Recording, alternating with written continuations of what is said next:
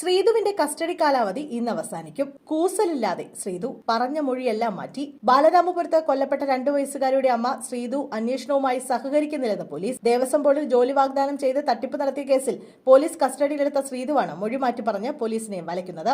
അതേസമയം കരാർ അടിസ്ഥാനത്തിൽ പോലും ശ്രീധു ജോലി ചെയ്തിട്ടില്ലെന്ന് തിരുവിതാംകൂർ ദേവസ്വം ബോർഡ് പോലീസിന് കത്ത് നൽകി. ദേവസ്വം ബോർഡിലെ ഉന്നത ഉദ്യോഗസ്ഥയെന്ന് പരിചയപ്പെടുത്തി ജോലി വാഗ്ദാനം ചെയ്ത് തട്ടിപ്പ് നടത്തിയതിനാണ് കൊല്ലപ്പെട്ട 2 വയസ്സുകാരുടെ അമ്മയ്ക്കെതിരെ കേസെടുത്തത്. ദേവസ്വത്തിൽ നിയമനം നൽകിയതായി കാണിച്ച് നിയമന ഉത്തരവും നൽകിയിരുന്നു. ഈ നിയമന ഉത്തരവ് തയ്യാറാക്കിയ സ്ഥലം ഉൾപ്പെടെ പ്രതി ശ്രീധു പോലീസിനോട് വെളിപ്പെടുത്തിയിരുന്നു. എന്നാൽ കസ്റ്റഡിയിൽ വാങ്ങിയപ്പോൾ ശ്രീധു മൊഴി മാറ്റി. പല സ്ഥലങ്ങളാണ് ഇപ്പോൾ പറയുന്നത്. അതോടെ തെളിവെടുപ്പ് പ്രതിസന്ധിയിലായി. ദേവസ്വം ബോർഡ് ഓഫീസിന് സമീപം ഒരു വാഹനത്തിലിരുന്ന് പണം വാങ്ങിയെന്നാണ് പരാതിക്കാരന്റെ മൊഴി. സ്ഥലത്ത് കൊണ്ടുവന്ന പോലീസ് തെളിവെടുത്തു. പക്ഷേ കേസിൽ പ്രധാന തുമ്പ് വ്യാജ നിയമന ഉത്തരവ് തയ്യാറാക്കിയ കമ്പ്യൂട്ടർ കണ്ടെത്തുകയാണ്. സ്ഥാപനത്തെക്കുറിച്ച് പല മൊഴികളാണ് ശ്രീധു ഇപ്പോൾ പറയുന്നത്. വിലങ്ങ് വെച്ച് റോഡിലൂടെ നടത്തിക്കൊണ്ടു പോകുമെന്ന് വിരട്ടിയെങ്കിലും പ്രതിക്ക് ഒരു കൂസലുമില്ല. സാമ്പത്തിക തട്ടിപ്പിൽ മറ്റ് 8 പരാതികൾ ശ്രീധുവിനെതിരെ ലഭിച്ചുവെങ്കിലും ഇതേവരെ കേസെടുത്തിട്ടില്ല. ഭൂമി വാങ്ങാൻ ജോത്സ്യന് 36 ലക്ഷം കൈമാറി വഞ്ചിക്കപ്പെട്ടുവെന്ന ശ്രീധുവിന്റെ മൊഴിയിലും ഇതേവരെ തെളിവ് കണ്ടെത്താനായി പോലീസിന് കഴിഞ്ഞിട്ടില്ല.